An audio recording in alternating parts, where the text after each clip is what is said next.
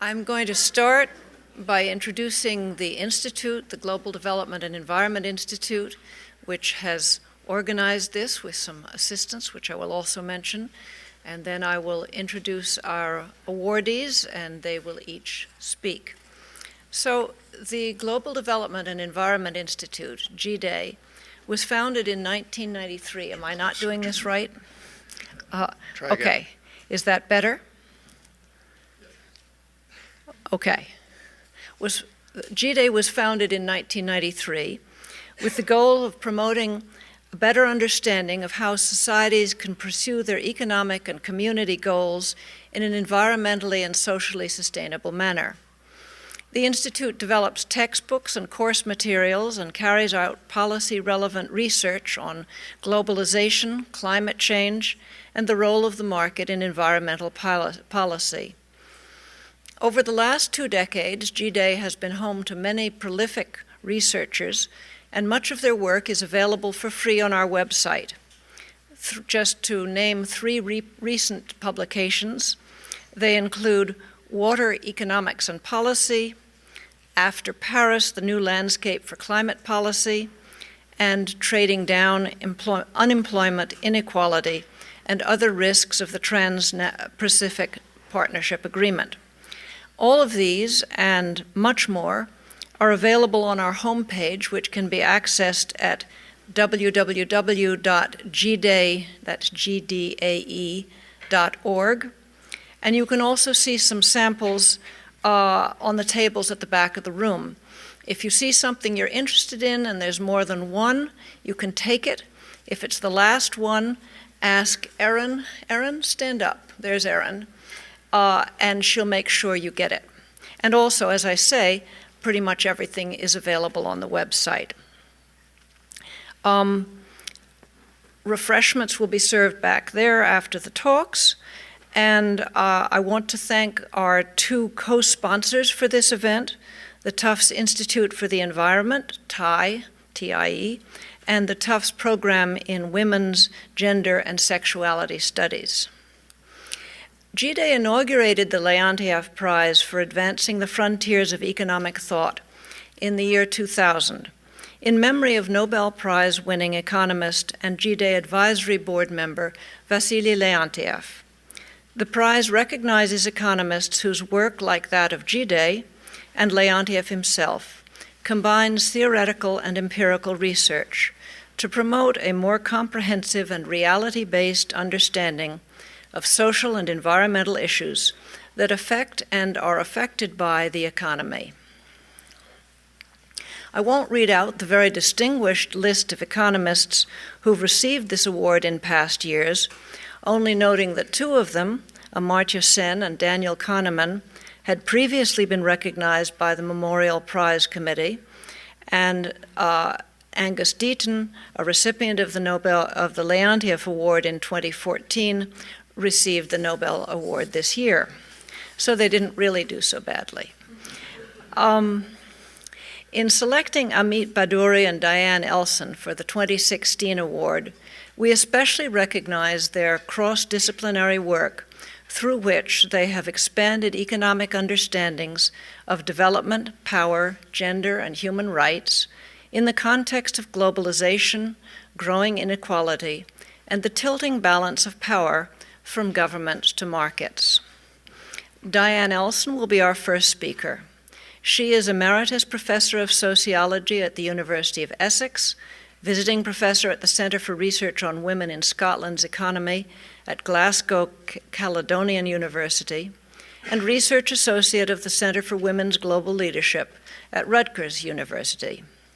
She's a member of the UN Committee for Development Policy and has served as Vice President of the International Association for Feminist Economics. Elson has published widely on gender equality, economic policy, and human rights. Her early books include Value, the Representation of Labor in Capitalism, and Male Bias in the Development Process. More recently, she has, among other things, co-edited Feminist Economics of Trade, Financial Governance from a Feminist Perspective, and Economic Policy and Human Rights Obligations. also human rights and the capabilities approach.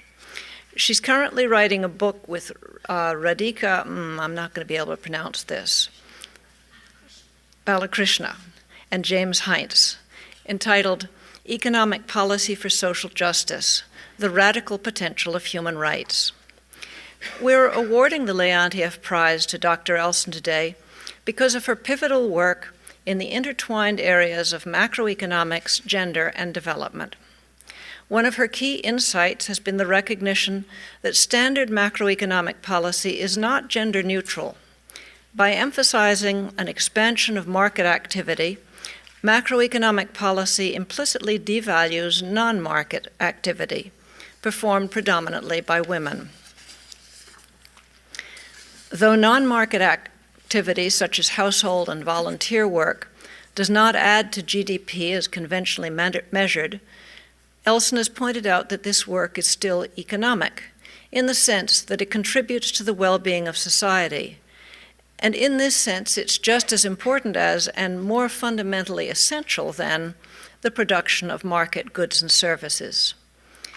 She has advocated for adjusting national accounting measures to include the value of non-market activity, which is especially relevant in developing countries where informal economies, household production, and subsistence activities comprise a greater share of overall economic activity, in many countries more than half. Another key insight from Dr. Elson is that social policy should not be considered an afterthought of macroeconomic policy. Too often, political leaders and international organizations have prioritized traditional macroeconomic goals such as price stabilization, privatization, and trade expansion.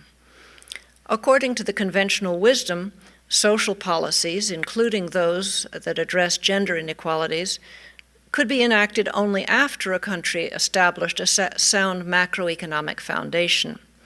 But Dr. Elson has reasoned that the effectiveness of any policy should be judged according to its impact on social well-being, on real people, and she recommends that the desired social outcomes, such as distributive justice, equity, provisioning of needs for all, freedom from poverty and discrimination, social inclusion, and development of human capabilities, should become the ultimate goals of policymaking. Dr. Elson's talk today is titled Equity and Development Through a Gender Lens. She will further elaborate on the points I just mentioned, and fortunately give us some reason for optimism. Policymakers are finally recognizing that accounting for unpaid work and reducing gender and economic inequities are integral components of successful policies. But there's still work to be done, and she will help us to understand how we can make further progress towards development that is socially just and inclusive. And if you will come up here, I will give you the plaque that announces this, and then we will send it home for you so you don't have to carry it in your luggage. And we look forward to hearing from you. Thank you.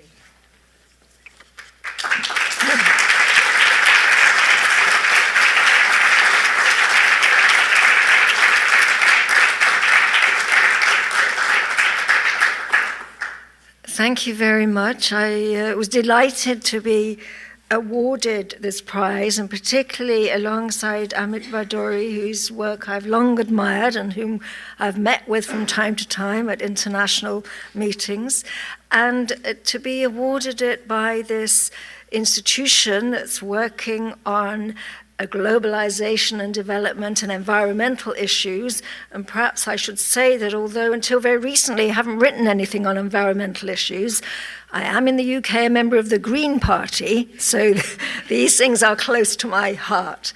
So thank you very much for this prize.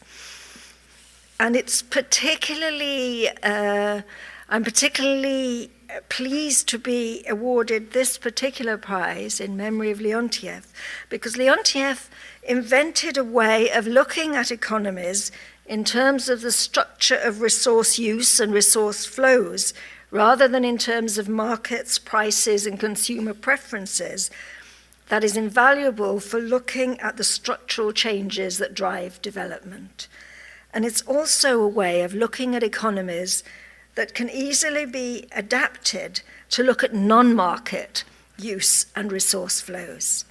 And this is important not only for the analysis of environmental challenges, but also for the analysis of economies and equity through a gender lens. So let me first explain what I mean by a gender lens. Gender lens refers to the way that feminist economists look at economies, insisting that economies be analysed in ways that take into account the lives of women and girls as well as those of men and boys, and insisting that unpaid domestic work related to caring for families and communities, done predominantly by women and girls, is just as important as the paid work of producing goods and services in the private and the public sectors. To economists, I always say it's a key input in reproducing labour power, and we shouldn't treat labour power as if it were like land, a found resource, not one that needs producing and reproducing. But of course, to the wider community, we also want to say it's because the organisation of unpaid domestic work is a key factor in determining the distribution of income, wealth, and human well-being. And the unequal responsibility between men and women, girls and boys for unpaid domestic work persists, even as economies undergo major structural changes and output as measured by GDP grows. The structure of unpaid work, domestic work, changes with development, and there's less drudgery as some tasks are no longer necessary because of provision of water and energy infrastructure and the use of labour-saving technologies in households. But then more time is needed on interpersonal care, particularly as the idea of what constitutes good childcare expands and intensifies, and you have to supervise your children's homework, as well as making sure they're fed and cleaned. And it includes more new demands for care for frail elderly people as with demographic change and the ageing of populations. And the unequal responsibility for unpaid domestic work continues even if you go to the Nordic countries, as any of you who've been there will know, and it constrains the ability of the majority of women to earn a decent income, to accumulate assets, to participate in political life, and to enjoy rest and free time.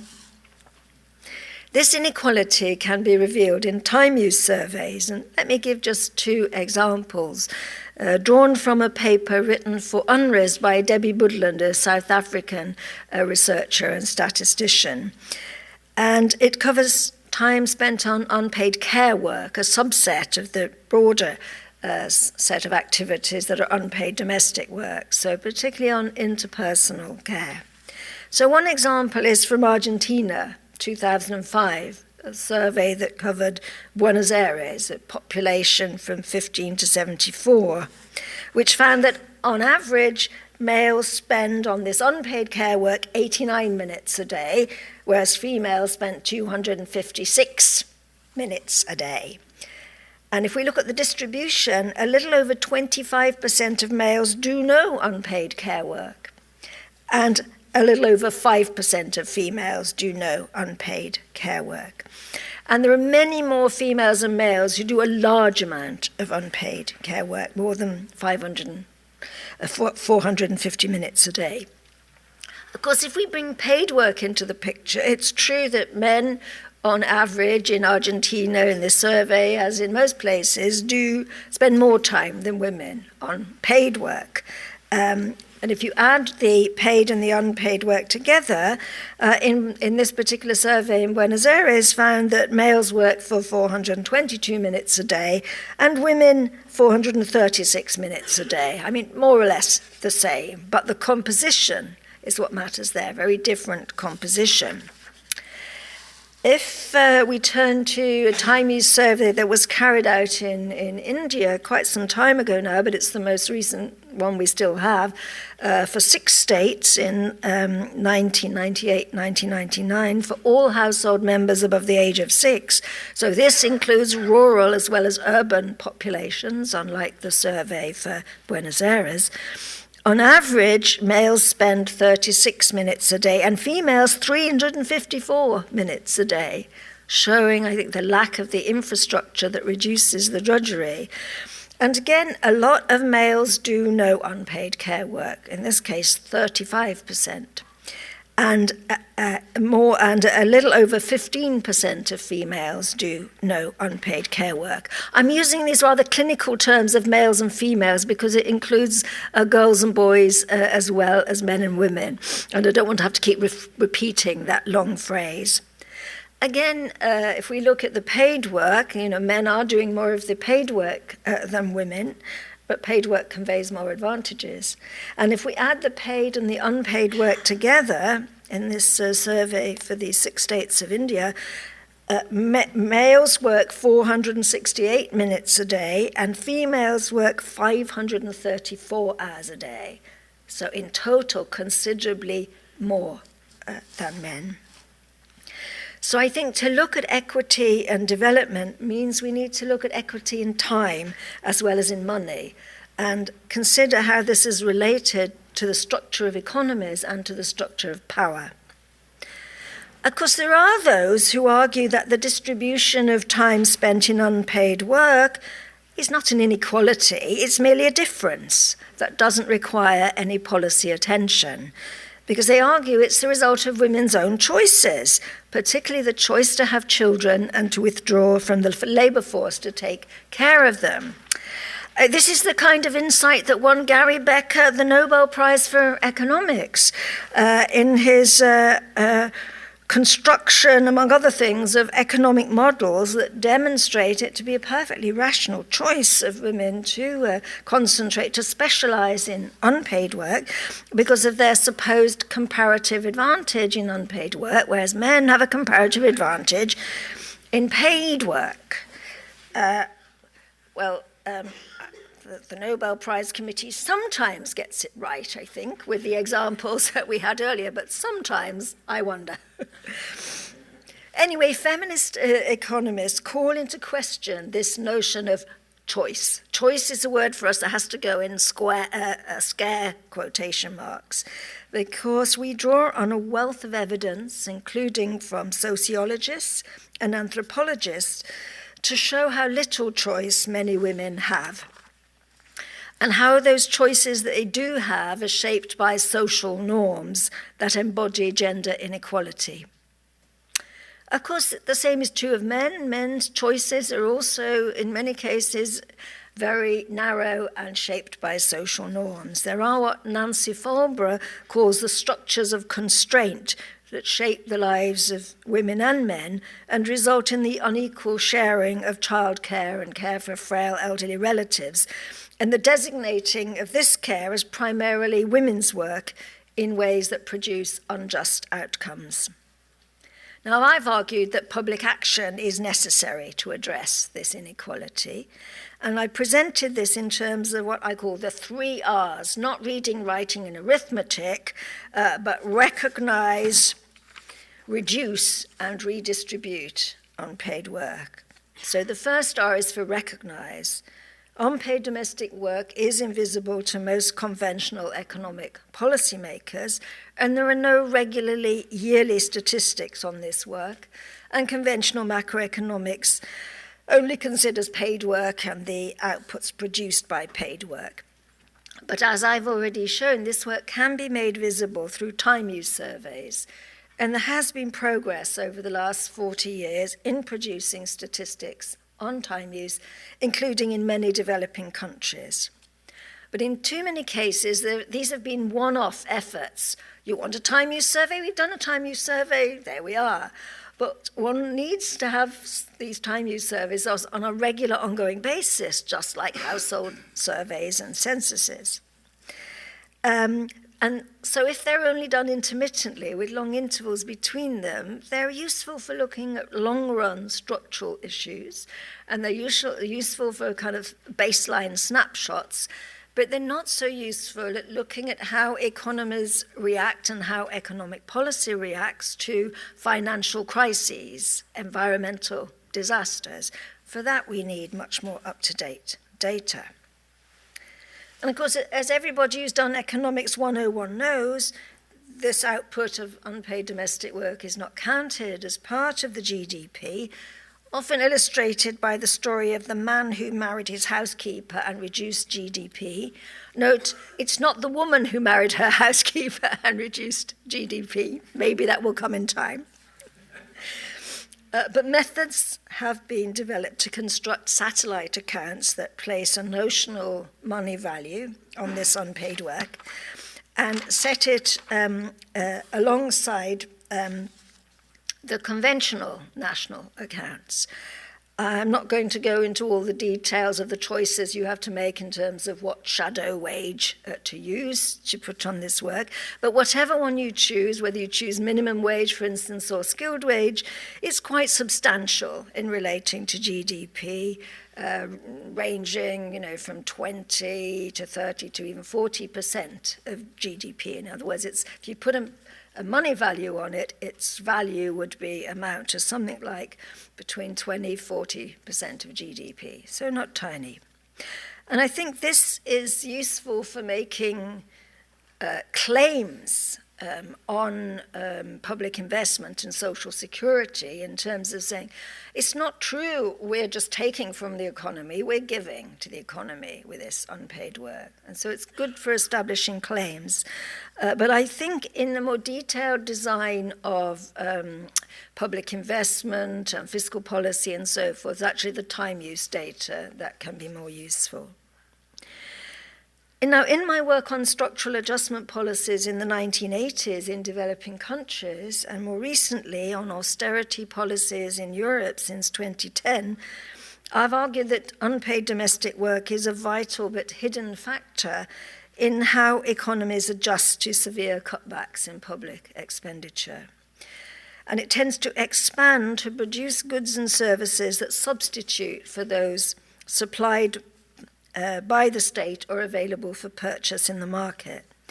But all too often it's only women who are doing this extra unpaid work, and gender norms constrain men who have lost their jobs from contributing more to unpaid domestic work. And the outcome for working class people is too often overwork for women and enforced idleness for men. It might be argued these are just temporary effects in the period of adjustment that will disappear as the economy recovers and gets back to normal. But actually, overwork and enforced idleness have long-run impacts in the deterioration of mental and physical health, skills, the social fabric, and often lead to an increase in preventable mortality. So unpaid domestic work is not, I've argued, infinitely elastic, able to make good all these deficiencies in public and in private sectors. I first developed this analysis for developing countries, but in the last 5 years I've been applying it to Western Europe and going back on all the research that we did on the Asian financial crisis in 97 and the financial crises in Latin America in the early 80s. What lessons can we learn? Nevertheless, the role of unpaid domestic work and the impact of fiscal policy upon it, I think, is still not there in the forefront of the minds of the policymakers in the Ministry of Finance, who are saying, well, we've got to cut back public expenditure. It's obvious, haven't we? And where shall we cut it back?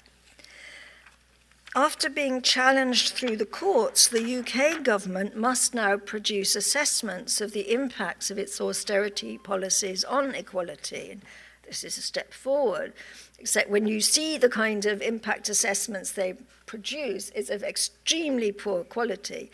And in any case, they don't consider the impact on unpaid domestic work. So I think while there has undoubtedly been some progress in recognizing the existence of unpaid work statistically, there's still much more work to do to get economic policymakers to recognize this work when they take their decisions. The second of my 3 R's is for reduce, because there's quite a lot of unpaid domestic work that can and should be reduced by investment in labor-saving technology. Some of it investment within households, some of it via public finance. how am I doing for time? I won't give you the long list of these, but just to say, economic development just usually does involve investment in some of these kinds of infrastructure that can reduce the drudgery of walking miles to get water and wood, for instance. But there, I think the challenges are to create this infrastructure in ways that are not environmentally destructive, that do not displace communities from their land, that provide affordable access for low-income women.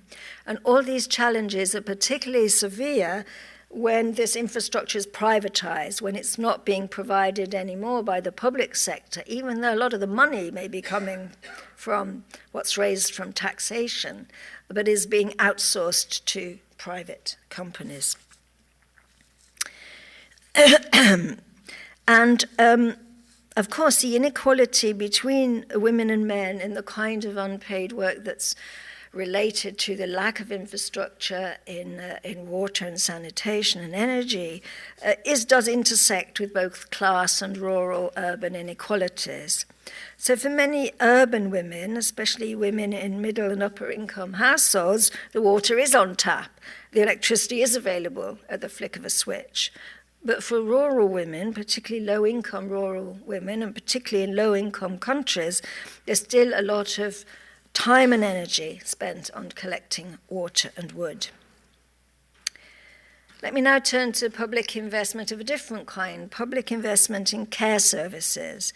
This reduces unpaid work in a different way, not by eliminating the need for this kind of work through different technology, but by transferring production of care services from unpaid to paid workers, either in public or private sectors. There may be some economies of scale here, so the total amount of work required may be reduced, but there's a limit to the potential for increasing productivity in care services without reducing the quality. And we're seeing a big problem now in Western Europe, where we did have public provision of these kind of care services with a squeezing on the money for them, and the idea you're taking care of frail elderly people, now you have to do it faster and more within each day, and the quality of the care is plummeting. There has been increased public investment in childcare and early education services, not only in high-income countries, but also in many middle-income countries. This is something that's definitely risen up the agenda. But at the same time, a lot of this investment does not provide universal free or low-cost services staffed by well-paid and well-trained workers. Rather, there have been increasing public subsidies to private providers, both for profit and not for profit, many of which do not pay a living wage and do not provide training, good quality training for their workers, and do not provide quality services. Either way, the majority of those employed in care services are women, and so there's also an issue of addressing the occupational segregation in care services. So a problem here, I think, is that the reduction of women's unpaid care work is often being achieved by the creation of low-quality paid jobs. But this isn't inevitable, as the cases of, say, Norway and Chile show. It can be done differently. The third R is the R for redistribution. And let me start by saying I don't think any of us would want to eliminate unpaid care work altogether.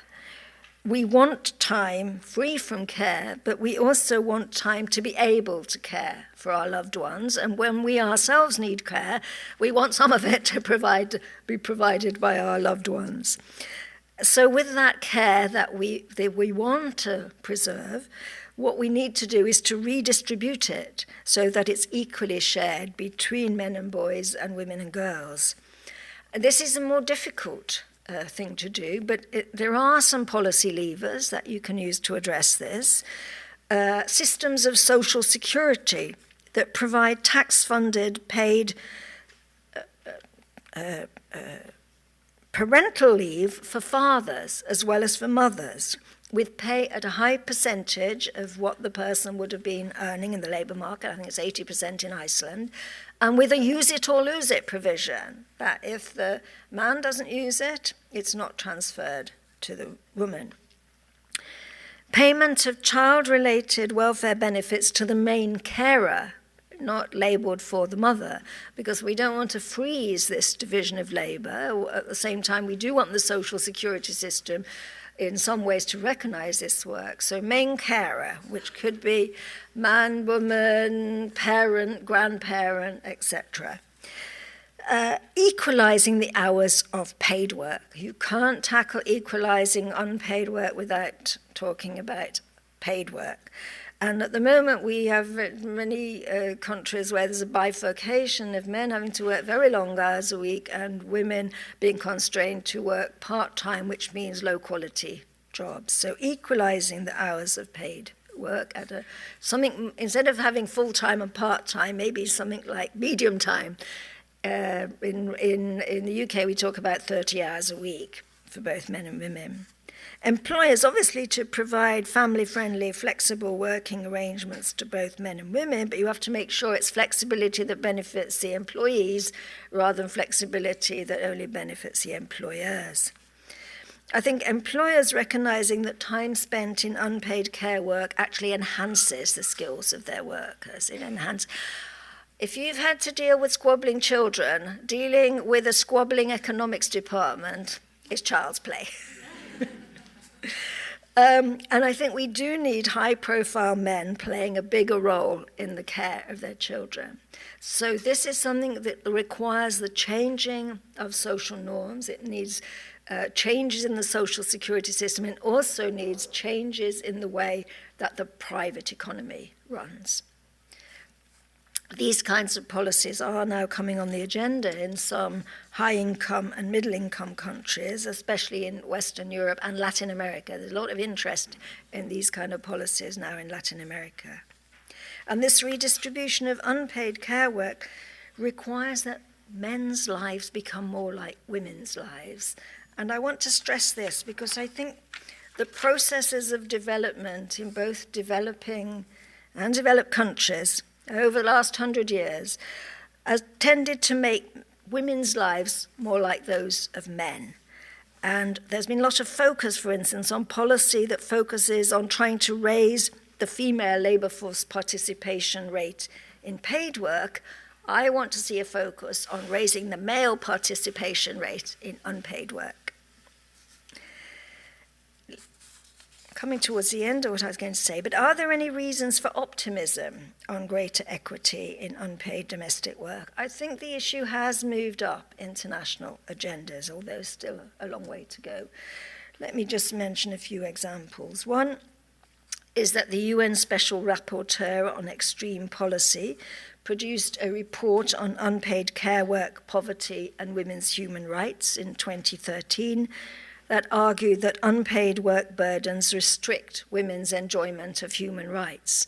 So although in any of the human rights treaties there is no specific reference to this work, they should, in the human rights system, and human rights activists take account of it because it restricts women's enjoyment of all the other human rights. And importantly, she argued that care should be seen as a collective and not a purely individual responsibility. Externalities, if there are any economists wanting some economic arguments. There was no recognition of unpaid domestic care work in the Millennium Development Goals, but in the new set of goals that have replaced them, there is now a reference to recognise and value unpaid care and domestic work through provision of public services, infrastructure, social protection policies, and the promotion of shared responsibility within the household and the family. Although at the end of the paragraph, there's that Weasley word they always use in these international UN agreements, as nationally appropriate. So I'm sure there'll be some people saying, well, it may be nationally appropriate for those Scandinavians, but none of this is nationally appropriate for us. And next week at the annual meeting of the UN Commission on the Status of Women in New York, there'll be a lot of women there from different women's organizations around the world raising this issue, among others, in a series of public meetings. So I think in terms of attention, rising up agendas, there's been some progress. But of course, this growing attention does not necessarily mean that any effective practical steps will be taken. One barrier is the continuation of cuts to public expenditure in many countries, not only in Western Europe. If you follow the work of Isabelle Leontief at the International Labour Organization, and she shows how many, many countries around the world, many developing countries, as well as developed ones trying to recover from the financial crisis, are cutting back the share of GDP that goes on public expenditure. And although, of course, some of this public expenditure is used for very counterproductive purposes that do not enhance human well-being, but rather diminish human well-being, on the other hand, if public expenditure is being cut, it's much harder to secure increases in the kind of public investment I've been talking about that helps to reduce and to redistribute unpaid care work. And another, and maybe this is the point on which I should end, I think probably I've used up my time, is that, of course, many women in key decision-making positions in both governments and businesses do not themselves feel the urgency of this issue because they themselves do very little unpaid work. Remember, in both Buenos Aires and in India, we had this substantial numbers of women who didn't do any unpaid work. Instead, they hire paid domestic workers. So this is one of those many points at which class inequality and gender inequality are intertwined, and we do have to address them both together. So let me finish.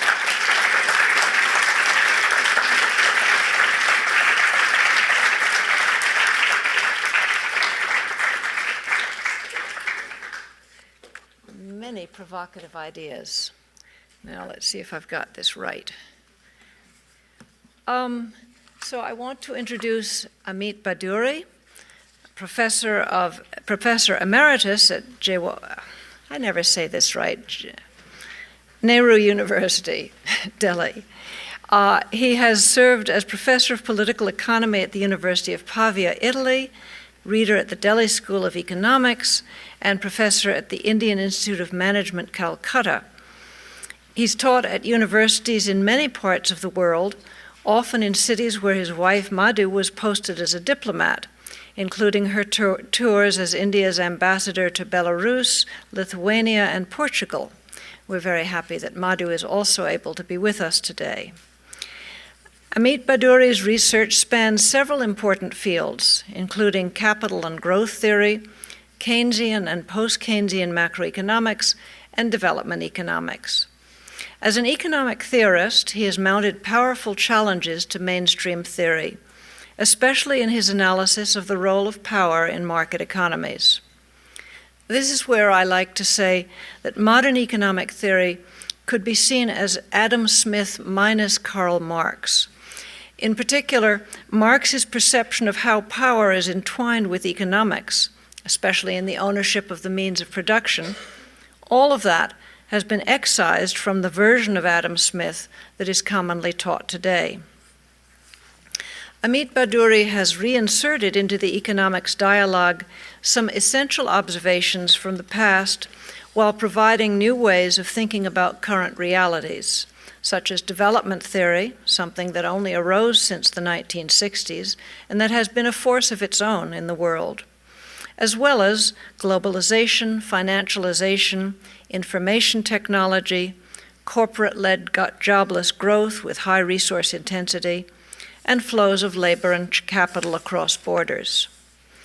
He astutely points out how the ideology of modern principles of economics, especially the sanctity of growth as an objective, is used by policymakers and business people to justify institutional forms and rules that perpetuate and enhance their power. Dr. Bhaduri has published more than 60 papers in leading international journals and is currently on the editorial boards of 5 of them.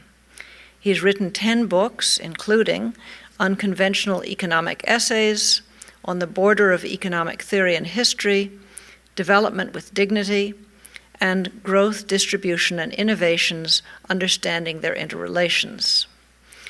Bhaduri's pragmatic and sometimes activist approach to development has articulated the importance of democracy, transparency, and accountability within alternative development strategies that are designed to mobilize the strength and energies of the poor masses which are currently disenfranchised and excluded.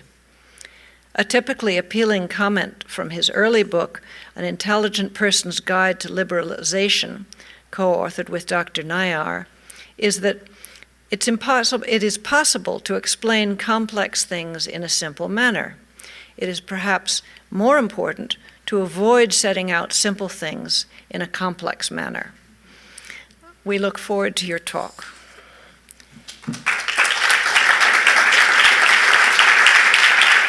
Thank you very much, everybody, for coming here.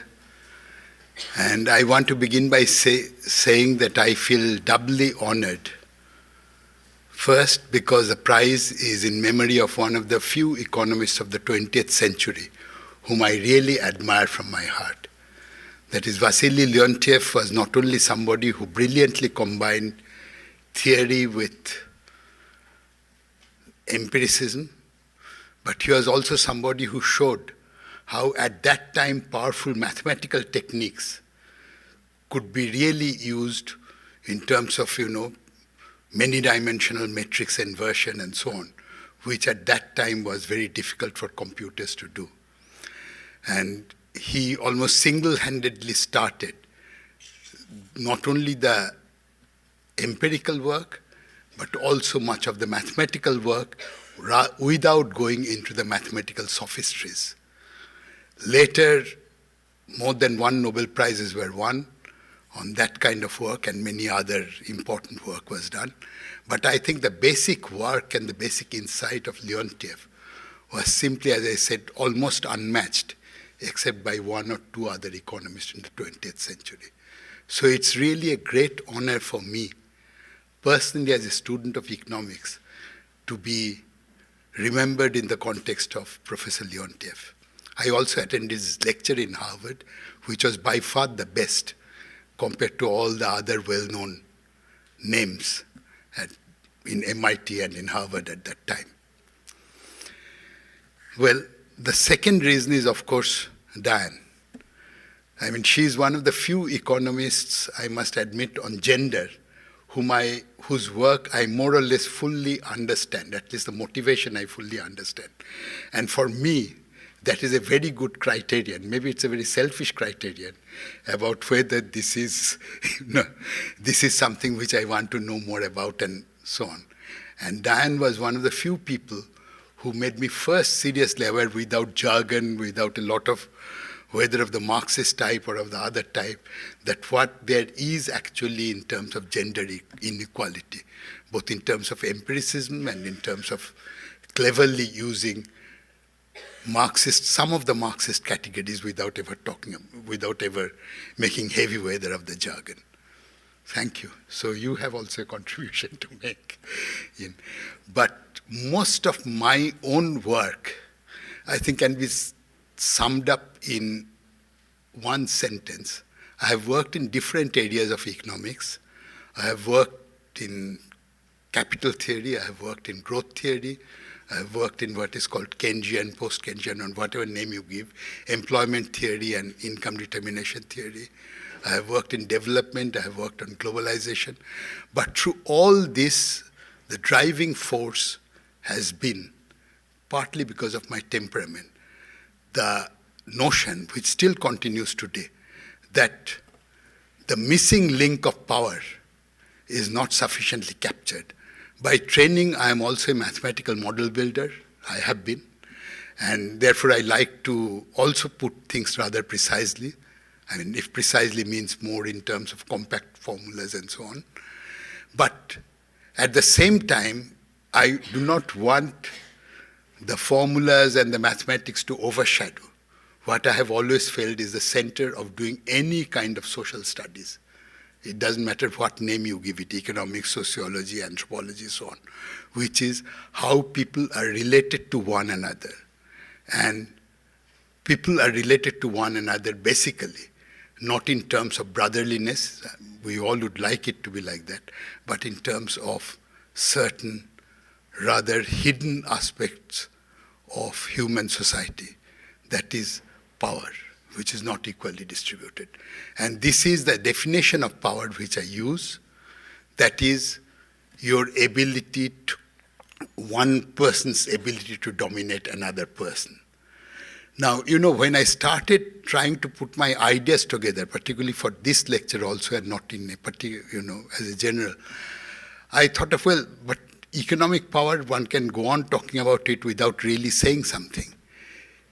It is, in a way, it is the natural thing to think of, it is like the force of gravity.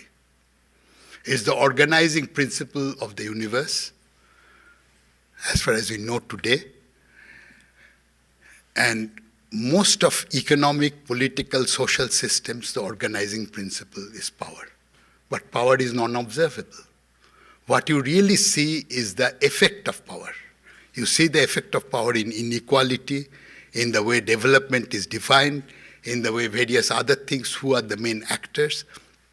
You see their effect of power, but you don't see what really moves it. You see how power manipulates the visible elements, but you don't see power itself. So I thought, well, in that case, inequality, to take an example, or anything else, development, to take another example, how shall we study it? We know we should study it in terms of its effect, and I came back to the very common sense answer that in a certain way, whether it promotes or does not promote inequality, and in what sense it does, would be a fairly good starting point of this kind of analysis of power. Now, in that very process, I immediately faced as a thought experiment two constraints. The first constraint is the more you try to see power not simply between two individuals, a master and a slave, a colonizer and a colonized, and such abstract categories or just two bodies. When you see a little bit more closely, of course, most elements of power you could also turn around and say these are elements of mutual dependence. I am going to criticize, and I criticize corporations, but corporations are also, bodies which are providing jobs, which are providing to a certain extent modern technology, which are providing the gender discrimination, also giving you what is called corporate responsibility funds to eliminate some of this. All these, the mutualism of the mutual dependence and power goes together. And there is a very good example I thought of how the mutual dependence actually comes about. And this is apparently the famous biologist, Halden, gave first the, introduced the same college where I was, Richard Goodwin, was introduced to the idea that, there is a prey-predator model, which is now fairly well known. But it is, for those of you who don't know, it is between, let us say, a tiger and a rabbit. The tiger lives on the rabbit and the rabbit lives on grass. There is unlimited quantity of grass. But if the tigers eat up too many rabbits, they will not have food, so the tiger population itself would go down. If the tiger eats too few rabbits, then the rabbit population would grow too much. And this creates one of the most beautiful nonlinear dynamics, the Lotka-Volterra system, by one of the greatest mathematicians of the last century, Volterra. And Lotka was a biologist, that they produced, and then it was developed and so on. But this is a mutual dependence. You could say that the tiger and the rabbits are mutually dependent. Is there an element of domination?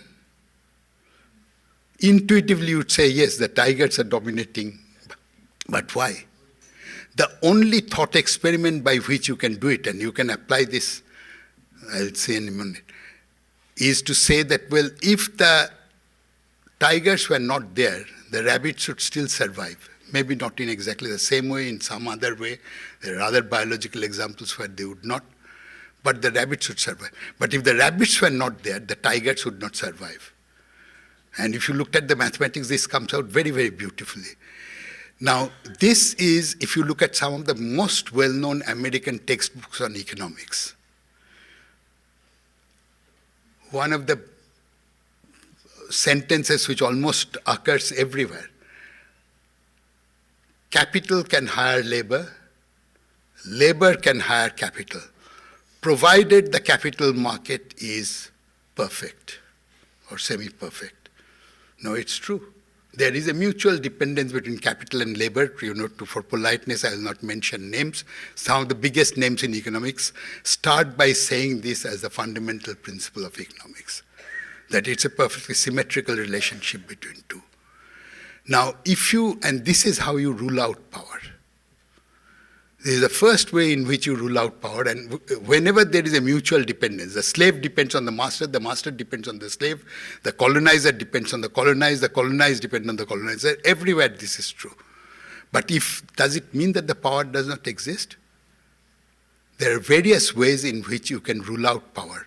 One is to say that all mutual dependence must be glorified as relationship of equality. It is not. And the reason, you conduct thought experiments wherever you feel like. I've thought a lot about you conduct a thought experiment that if I did not have X, would Y still more or less continue in the same position? If I did not have Y, would X still more or less continue? And you will immediately see the relationship is not symmetrical. We again come back to, there is a second case of this.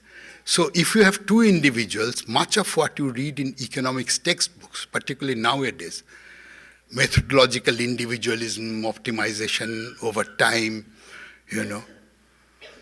Pontryagin and all the rest of it, Hamiltonian, you will basically see that there is some fundamental problem that is a one-body problem, that is one isolated individual maximizing or optimizing, essentially is a construction which leaves out power. And then how do you deal with it? You deal with exactly what Diane said. She almost preempted my word. Almost a caricature of this is Gary Becker. Because Gary Becker, for example, on race relations said that, after all, it is just preference. I mean, I do not prefer to live with a black person as my neighbor. And a black person is equally free not to want a white person as your neighbor. Now, this reducing the question of domination into taste was exactly what was methodological individualism does. It cannot do anything else. This is what is important to understand. That algebra, that mathematics and so on, and that is where it is important to know it. It cannot do anything else because basically it is one of methodological individualism. You cannot allow one individual to dominate another.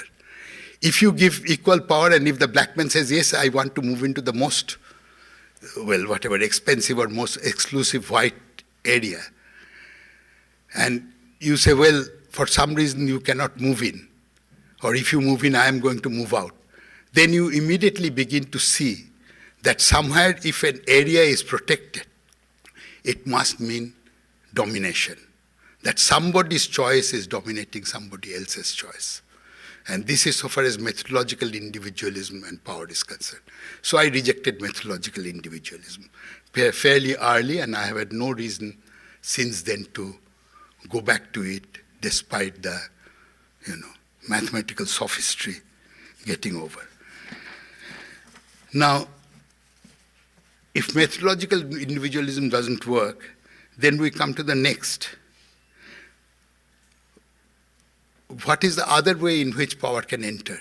If you look at traditional economics, that other way in which it can enter, and this is where my training as a my training in mathematics as an economist started with somebody who spent his lifetime doing general equilibrium theory, Frank Hahn, who was my teacher, that basically you think of a situation where individuals are connected, they are all methodological individuals virtually, but they're connected to the market in terms of prices and quantities. This is the dominant paradigm. If you leave out the extreme methodological individualism, that individuals are rational and they are connected to one another in terms of their budget constraint, in terms of prices and quantities given their initial endowments, blah, blah. What you should notice, and what very often your teacher who teaches you general equilibrium or the complicated algebra of this will not explain to you, is that somehow the whole purpose is to show that there is an equilibrium set of prices at which the market is cleared. Nobody would tell you how the equilibrium is reached. There is a certain set of prices at which it will be satisfied that all demand and supply will be equal, all markets would be cleared, etc. Now, it was too much. Even for the person who started the general equilibrium theory and so on, it was too much. So, like Voltaire's God, he invented the auctioneer. There is an auctioneer who will set the prices, but will not allow you to trade on that prices. He will just set the prices, then make you wait. He has the power to make you wait until the correct price is reached at which the market should clear. The reason is, for those of you who are curious and want to know the reason behind this calculation, because you have to rule out of equilibrium income effect. That is, if people are allowed to trade out of equilibrium, then their incomes will change, and this will create all kind of havoc, and the market may never reach an equilibrium. So the invented God, that is the auctioneer, must not allow any kind of prices to change. This was the first really Trojan horse in standard economics which entered. And people realized that this price taking is where really, the assumption that everybody takes prices, nobody makes prices, is really where the whole of traditional economy really begins to be threatened with the notion of power. Because as soon as you say that some people have the power to set prices, you introduce at least the price setting power. I mean, power enters the system. Now, this way, to stop power from entering the system, this is like, allowing the bull to enter the fine china shop. And then everything would be destroyed, all your mathematics would be destroyed, leave out the other things there are other problems, but leave out all the other problems. You simply would not be able to prove that there is an equilibrium if you allow disequilibrium trade. Now, this being the case, those who are brought up in this, I was myself one, partly because of having a background in mathematics, that these were the people who then started saying, but we are brought up in this tradition, that even now, even among the people who consider themselves offbeat, in the United States, particularly economists who are not doing the mainstream stuff, who in their public pronouncements are very non-mainstream. But many of these people, when they are asked what actually is it that you don't like, they came up with two fundamentally interesting arguments. There are various names for it and so on, like moral hazard, like asymmetric information, like, so on and so forth. I would not go into all that. But they basically came up with the answer that it is not only imperfection of the market, that is not only that there is one monopolist or semi-monopolist, very few people among whom competition is restricted, so competition is not completely free. This is not enough. What they started saying is that there is imperfection in knowledge about how market prices exist and so on.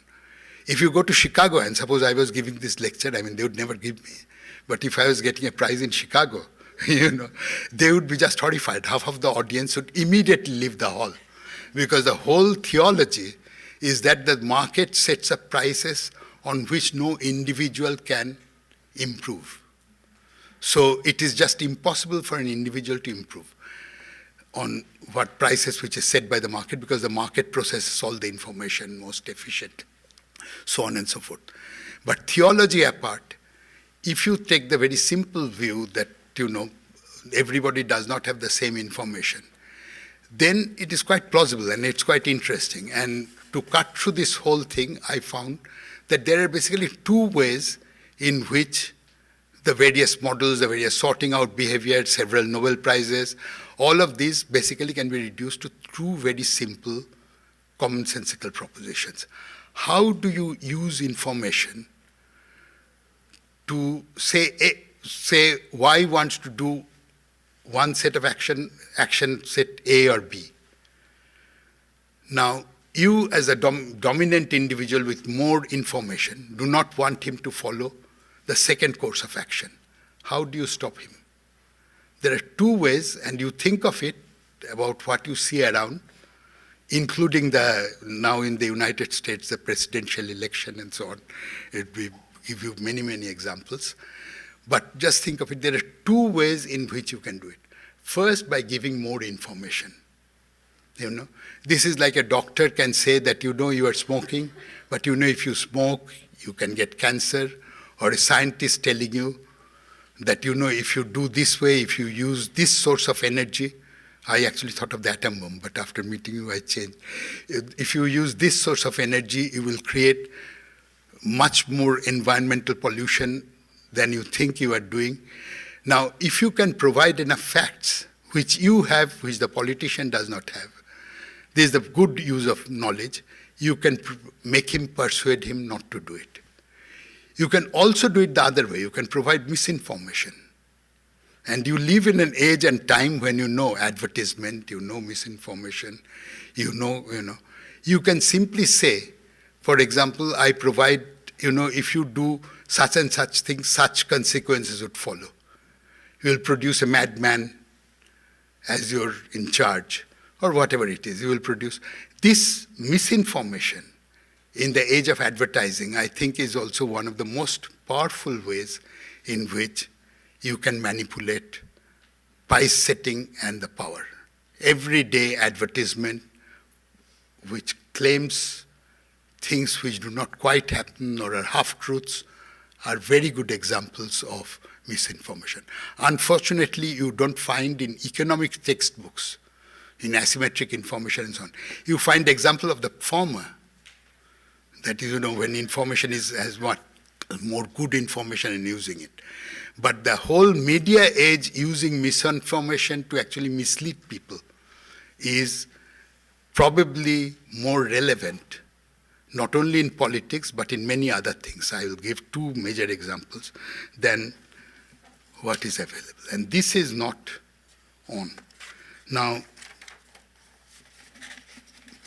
this informational inequality, so it can basically be used to prevent you from taking a course of action which you do not want. But is this all what power means? I mean, people who, this is to me, this was a sort of mild descent of a group of economists to the notion of perfect general equilibrium or price taking and so on. So what they did was they brought in various kinds of informational asymmetry between the buyer and the seller, between this and that, and so on. But isn't there a simpler way, and which is what I want to give you, which is, I think, is far more important for understanding power. And occasionally it appears in textbook, in sociology, it appeared in a very convoluted and high jargon form in Max Weber. Not quite like this, but in something close to it. And it has also appeared occasionally. Somebody tried to capture it. Somebody who got a Nobel Prize in economics, in game theory, tried to do it. But basically the idea is, rather than stopping you from following a course of action and making you follow the other course of action, which is to the advantage of the other individual, you do something else. You simply close the option. And if you think of life, we were hearing about gender discrimination and gender inequality. After all, if you think of women's position and if you want to put it in the power scheme, you can almost, the fundamental is the same. The women You create institutions, you create things in such a way that these are the unpaid institutions, these are the unpaid work. There is no reason why that should be unpaid while, producing advertising rubbish for some advertising firm should be one of the highest paid, or producing, third-rate financial derivatives should be such a high-paid thing, while, looking after children should not be. After all, who creates these institutions? But these are the institutions which are really made to exclude certain kinds of things from your choice. Gender is a good example of this. In India, we have very good examples of it. I have seen in many villages. If you belong to a certain caste, you cannot do certain things. It's as simple as that. I mean, you are not allowed to do certain things. If you belong to a certain caste, you have to do certain things.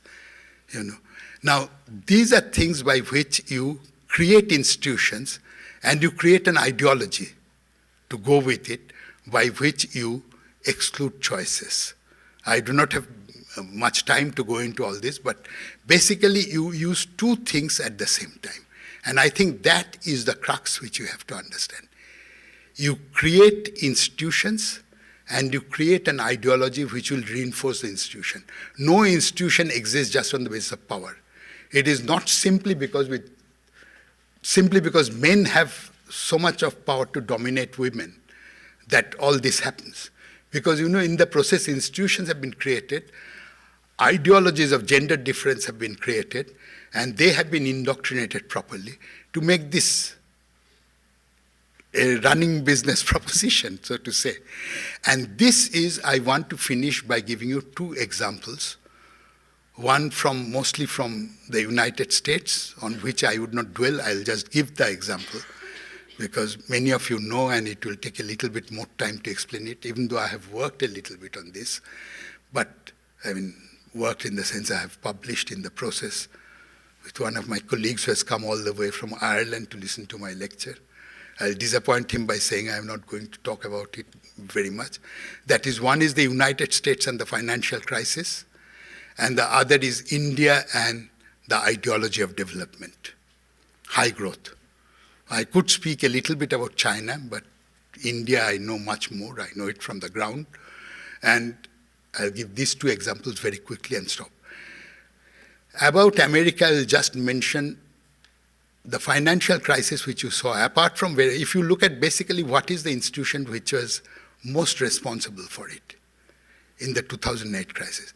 You had, if you look at the American President's report of 2007, 8, 9, one of the things which recurs is the non-bank-like institutions, but they are not quite banks, which are called the shadow banks, or whatever you call them. Their basic characteristic is they are not fully regulated by the central bank, or not even partially regulated by the central bank. But when the crisis came, they were bailed out by the government and so on. But that's another matter. So one is shadow banking institution. The institution was shadow banking. And what was the corresponding ideology? I don't know how many of you remember, of that time, repeatedly or not all, but the majority of economists, the majority of central bankers all over, what was the ideology? Self-regulation. After all, people will regulate themselves. Banks will regulate themselves because they cannot let the bank fail. It is their business. They cannot let it fail. I could give you many, And this ideology, and you had somebody in Germany, Bundesbank, who, being German, I'm sorry, but he was much more straightforward and said it. We do not want to bother about democracy, political democracy so much. Every day the market is producing democracy. This was the head of the central bank. By voting in the market, they are producing the democracy of what should be done and what should not be done. This is Stintmeier, who was the head of the central bank. And there is a beautiful, and he actually said it, that I respect the market and the stock market, the democracy produced in the stock market, much more than I respect the democracy produced in the financial market. Now, self-regulation by the banks and this shadow banking institutions, which are much more than the normal banking institutions, the deposit banking traditional institutions, together provided the cocktail which was at the heart of this financial crisis. And all that you hear about the financial innovations which are made, the risk sharing which was done, you saw its effect and so on. But basically, if you did not have this ideology of self-education, and if you did not have such a vast section of uncontrolled finance, it could not have happened the way it did. It's as simple as that. As she mentioned at the end, I could tell you models, I could tell you mathematics, I could tell you how the first derivative, second derivative, third derivative is made on financial products, but they are not going to add to the basic scheme of this. This is one. Now I come to where I am on much firmer ground, because I live with it every day almost, the Indian example, and to a certain extent I am told also the Chinese example, but in a different context of growth and as an ideology, development as an ideology, the topic today, development and inequality. You see, development has been used, or high growth has been used since the early 1990s, which we call the beginning of liberalization in India and so on. But forget about jargon. That high growth is something which is really the purpose, and everything else would follow. I mean, whether you call it the trickle down to the poor, or you talk about, and it had a great deal of support of the Indian middle class, the upper middle class, because, coming from a poor country, nobody respect us. I mean, as Americans, you would not quite understand this psychology of middle class Indians, and, but why is it that we are not, if we had just higher growth and if we became, really a advanced Western country or an advanced American country. So it got enormous support from the educated middle class. The high growth, and within 20, 25 years will be there. It is the same thing I am told by friends that happened in China. And this will, of course, also give your children, your particular children, if you are from the privileged class, greater opportunities and so on. But you see, this growth in a country like India had to be sponsored by whom? The old ideology that the state can do it was already doomed. We had seen what happened in the Soviet Union. India had her own experience with, state-led industrialization and growth, and which was not terribly happy. So, to a certain extent, it will be growth based on corporations. But you see, in a poor country with poor infrastructure of roads, lack of electricity, heavy pollution, in parts water not sufficiently available, and without the clout of a one-party government like in China, which will say that big roads should be spilled, these villages would be removed and so on. How do you give incentive, sufficient incentive to corporations? This was really the most important part of Indian liberalization, and I think of China also. But let me stick to India. That basically what they decided, that traditional incentives, I mean, they give it everywhere. In every capitalist country, basically, capital gets more incentive than labor. I mean, this is almost definition. But incentives were basically in terms of tax breaks, incentives were basically in terms of other things and so on. These were insufficient. They were given, but also the poor people were given them subsidies and so on. So this is not sufficient to energize private corporations to invest more and so on. So how do you improve what is called the investment climate? You improve the investment climate by giving natural resources. In a group like this, which cares in environment, I also do, it might sound horrible, but you simply give corporations, you say, here is your land, here is your mountain, here is your sea, here is your forest, here is your, you choose it, but please invest. Okay. So everything was given more or less at a ridiculously low price or virtually free to corporations with the hope that they would invest. Okay.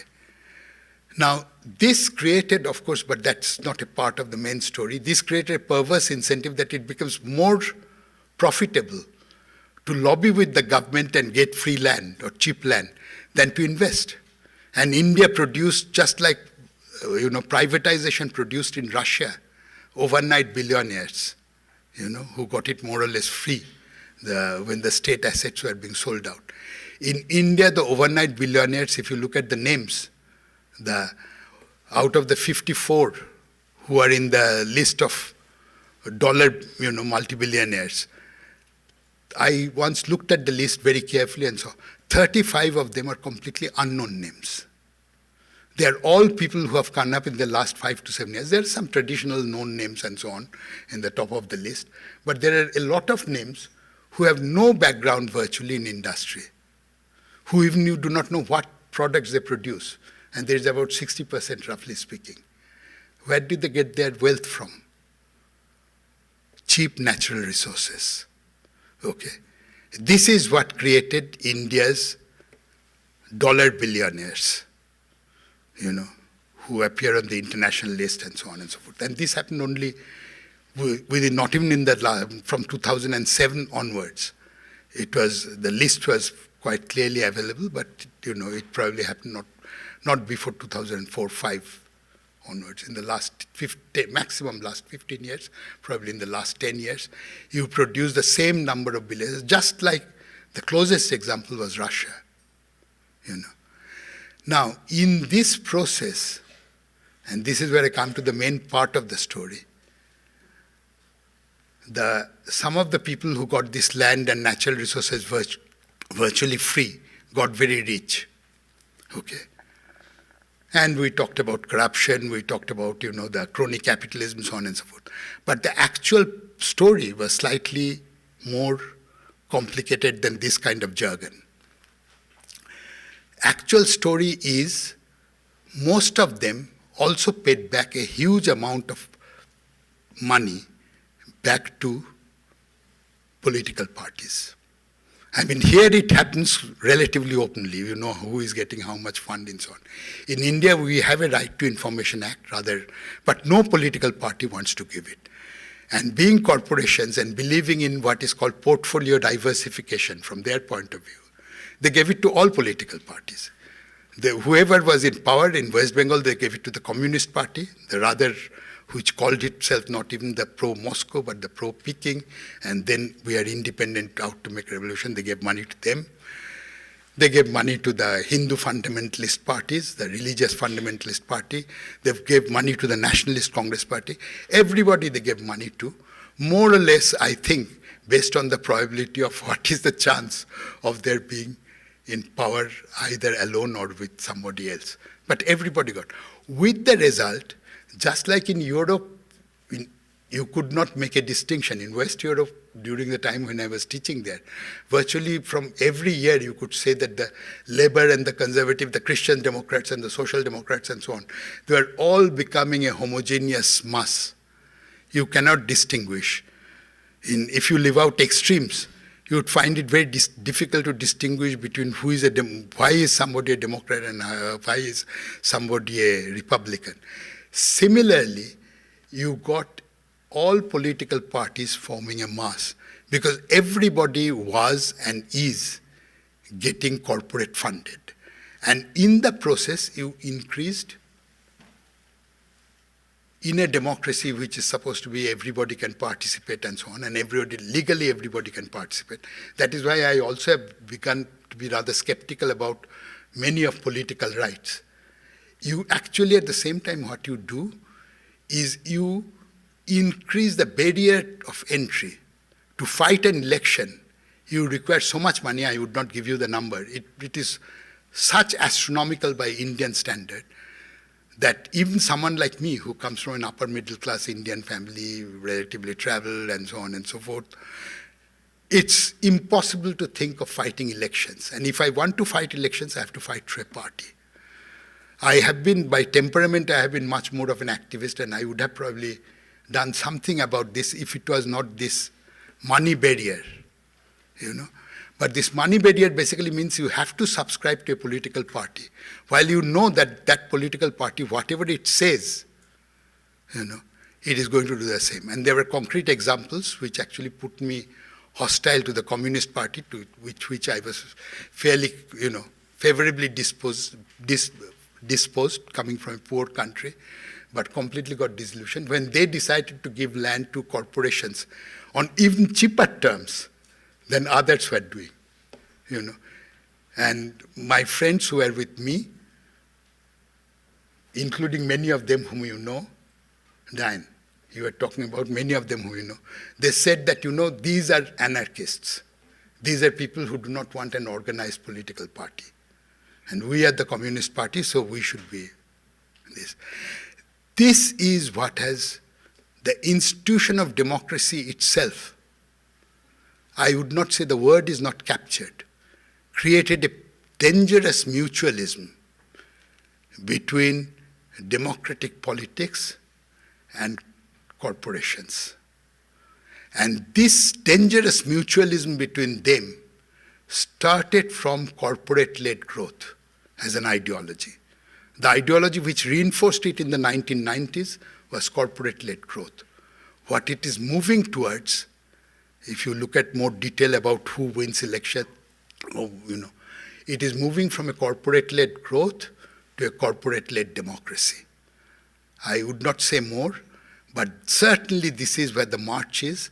And the only hope, the only hope is social movement, more social movement, and social movement with one main characteristic, that people who are not ideological, in the sense that I have read too many books, I certainly have, then good for me, and this will tell you what is the right path. There is something much more, that people whose life is actually under attack, they almost automatically, because of the life experience, they stand up, because they do not know what tomorrow is going to be like. When you are not, losing your land, when you are losing your livelihood, and to side with them in whichever way you think is most powerful is our only way forward. Thank you.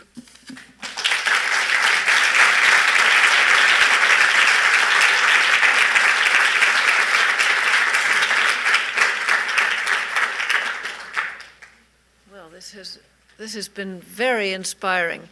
Erin, how much time do we have for questions? Just a few. Okay, so I'm going to really beg that people keep your questions really short, and if they're not questions, don't ask them. Okay, so we have a couple of microphones, and those in charge of the mics are going to choose the people to hand them to. So we need hands up for those who have questions. You want us to stand there? Yes, please. I think that's exactly what you should do, is come here. And I know there's a microphone on you, and you have one there. Okay. So. You almost sounded like Wittgenstein. Question, and if you. All right. Who has a question they want to ask? Well, I'm going to start because, Diane, you said that there were some interesting things you could have said but didn't have time for, so of course, about the kinds of infrastructure that can reduce the need for unpaid work. I'd be interested to hear a few comments on that.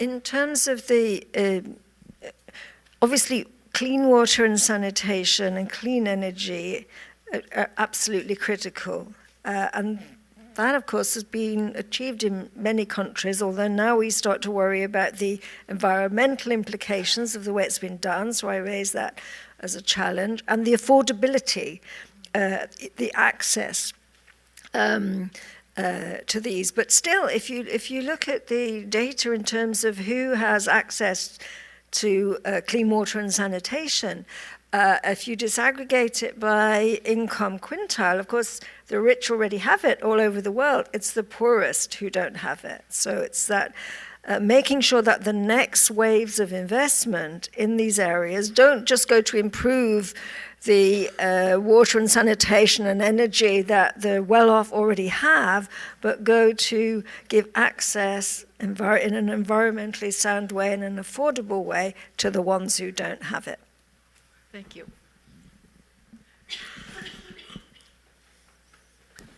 Yeah, I have a question to the Professor the Bhaduri. So one of the contribution that you made in macroeconomics is the profit-led and wage-led, the growth framework. The profit-led and wage-led, and I was wondering, I mean, it's been 25 years, so I mean, then discussion is still pretty strong.